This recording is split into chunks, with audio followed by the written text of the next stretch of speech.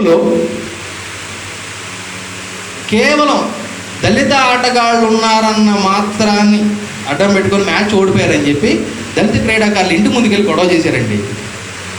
మనం సర్వసత్తాక సార్వభౌమ లౌకిక గణతంత్ర రాజ్యంలో ఉన్నాం, గుర్తుపెట్టుకోండి మిత్రులారా. ప్రశ్నించుకోండి ఎలా ఉంటాం. నిజంగా ఇది ప్రజలు మిగుతున్న కాలం కాదా? ప్రశ్నించాల్సిన అవసరం లేదా? కవి ప్రశ్నిస్తాడు. పైగా ఆ అమ్మాయి ఆ మ్యాచ్లో 3 హ్యాట్రిక్ గోల్స్ చేసింది. ఎక్కడికి వెళ్ళిపోతున్నాం మనం? ప్రతిభ దేనికి అడ్డంకి? వివక్ష చూపించడానికి అడ్డంకి.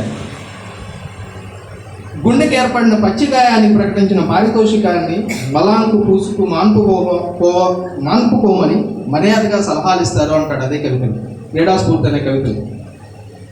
అసలు ఇంటి ముందుకెళ్ళి గొడవ చేయడం ఏంటి? కోహ్లీ ఒక మ్యాచ్లో ఓడిపోతే ఒక 9 నెలల కూతుర్ని రేప్ చేస్తామని చెప్పి బహిరంగంగా ప్రకటిస్తే ప్రభుత్వం నోరు మూసుకొని కూర్చుంది, ఏం మాట్లాడలేకపోయింది. మళ్ళీ మనం ఒక స్త్రీ వేసుకున్న వస్త్రధారణ గురించి మనం బహిరంగంగా వేరే ఓపెన్ కామెంట్స్ చేస్తాం. ఇవన్నీ ఎవరు ప్రశ్నించాలి? సామాన్యుడు ప్రశ్నించగలుగుతాడా? కవులే ప్రశ్నించాలి. కవులు అనధికారిక శాసనకర్తలు. ఆ వస్తువును ఎంచుకునేటటువంటి స్వేచ్ఛని బసవేశ్వరుడు ఎక్కడా తను రిజెక్ట్ చేసుకోలేదు. చెప్పదలుచుకున్నటువంటి మాటని ఖచ్చితంగా సూటిగా ఏదైతే అదైందని చెప్పి తెగించాడు. తెగించగలిగినప్పుడే, రణం జరిగినప్పుడే విజయం ఖచ్చితంగా సొంతం అవుతుంది మిత్రులారా. అది కనుక లేకపోతే కనుక మనం ఖచ్చితంగా మనం ఏదైతే మనం చేయదలుచుకున్నామో ఆ పని పూర్తిగా చేయలేము. ఇంట్రావర్ట్స్ అంటారు. ఇంట్రావర్ట్లని వాళ్ళు కూడా మానసిక వికలాంగులుగా పరిగణిస్తారు. ఎందుకంటే వాళ్ళ లోపల ఉన్న భావాన్ని బయటికి చెప్పుకోలేరు. చెప్పుకోకపోతే వాళ్ళు సంఘర్షణకు లోబడి చచ్చిపోతారు. కవి ఇంట్రావర్ట్ అవ్వకూడదు. కవి ఎప్పుడు ఎక్స్ట్రావర్ట్గానే ఉండాలి. పోస్ట్ మ్యాన్ అనేటటువంటి తేలిక చేసే ప్రయత్నం చేస్తాను. ముగింపుకి వచ్చేసాను. పోస్ట్ మ్యాన్ అనేటటువంటి కవిత రాస్తాడు. వాస్తవానికి శ్రీరామ్ ముందు మాట రాస్తూ పోస్ట్ మ్యాన్ అని శీర్షిక చూడంగానే తిలక్ రాసినటువంటి పోస్ట్ మ్యాన్ కవిత గుర్తు వచ్చింది అని రాస్తూ మళ్ళీ ఏమంటాడంటే కవిత చదివిన తర్వాత నేను దాన్ని కాదనుకున్నాను అన్నాడు. వాస్తవానికి అదే అనిపిస్తుంది. నేనేమనుకున్నానంటే దీనికి శీర్షిక మారిస్తే బాగుండేదేమో అనిపించింది. కానీ చాలామంది విస్మరించేటటువంటి వ్యక్తుల్లో పోస్ట్ మ్యాన్లు కూడా ఒకడు. సార్ మీరు వీలైతే కనుక ఎల్ఐసి పాలసీ ఏజెంట్ల మీద కూడా ఒకటి రాయమని నేను మనం.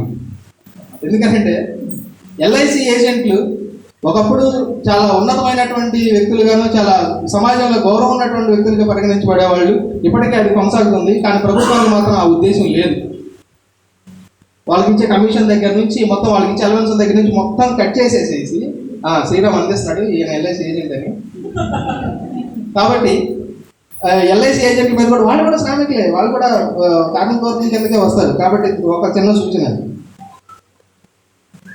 ఇక్కడ తిలకను గుర్తు చేయకపోయినప్పటికీ అలాంటి వాక్యం ఒకటి రాసి నాకు బాగా నచ్చింది. ఊరందరికీ ఉత్తరాలు ఇచ్చిన దక్షిణాల దయాదాక్షిణ్యాలు కరువై అభివృద్ధికి ఆమె దూరంలోనే ఆగిన అల్పజీవి నువ్వు. ఎంతమంది లైఫ్ సైకిల్ ఎలా మారినా ఎప్పటికీ మారని నీ సైకిల్ ఒక్కటే కావచ్చు అంటాడు. మీరు ఎవరు కొరియర్ బాయ్ చూడండి, వాడి సైకిల్ వేసుకుని రాడు, బైక్ వేసుకొనే వస్తాడు. వాడికి మళ్ళీ గేరా, వాడికి ఓటీపీ చెప్పకపోతే వాడు మామూలు ఉండదు. పోస్ట్ అనుకోండి, ఆ పోస్ట్ ఆడేసి అంటారు. అంటే మనం చూసేటటువంటి చూపులోనే వివక్ష ఉంటుంది. అంటే ఆ స్థాయిని బట్టి, లేకపోతే ఆ వ్యక్తిని బట్టి, ఆ ఉద్యోగాన్ని బట్టి మనం మాట్లాడుతూ ఉంటాం. అది వద్దు అని చెప్తున్నాడు కవి ఇక్కడ. వాస్తవానికి తిలక్ దాన్ని ఇంకా రొమాంటిసైజ్ చేశాడు. ఆ పోస్ట్ మ్యాన్ కవితని చాలా రొమాంటిసైజ్ చేస్తాడు. కానీ ఇక్కడ బసవేశ్వర రొమాంటిసైజ్ చేయలేదు, వాస్తవాన్ని చెప్పాడు. వాస్తవాన్ని చేయడం, రొమాంటిసైజ్ చేయడం రెండు వేరు లేదు. అసలు ఆ వస్తువుని ఎంచుకున్నందుకే ముందు బసవేశ్వర మనం క్రాఫ్ట్ కొట్టాలి. ఎవరో తెలిసింది, మీరు పోస్ట్ మ్యాన్ చొక్కా సరిగ్గా కనుక గమనించినట్టు ఈ కవిత్వాన్ని చాలా హత్తుకుంటారు మీరు మిత్రులారా. అలాగే నల్మల్ భాస్కర్ గారి గురించి ఒక కవిత ఉంది. వాళ్ళు వస్తే బాగుండేది, సార్ ఉంటే కనుక సార్ ముందు చదువుదాం అనుకున్న కవిత. నల్మల్ భాస్కర్ గారి గురించి రాసిన కవిత. అలాగే రొటమాదేవు అవార్డు గురించి రాసినటువంటి కవిత. ఆర్టీసీ ఎంప్లాయీస్కి అంగీభావంగా రాసినటువంటి కవిత. ఇలాగా చాలా చాలా చాలా చాలా రకాలైనటువంటి కవిత్వాన్ని బసవేశ్వరు రాశారు. నిజానికి నేను ముగింపుకి వచ్చేస్తాను. మీ అందరి ముఖాల్లో నాకు ఆకలి వినపడుతుంది. ఆకలి కనపడట్లేదు, వినపడుతుంది. అయితే ఎంచుకున్నటువంటి వస్తువుని పూర్తిగా న్యాయం చేయడం అనేది అందరి కవులకు సాధ్యమైనటువంటి అంశం కాదు. ఈ రోజున మొన్న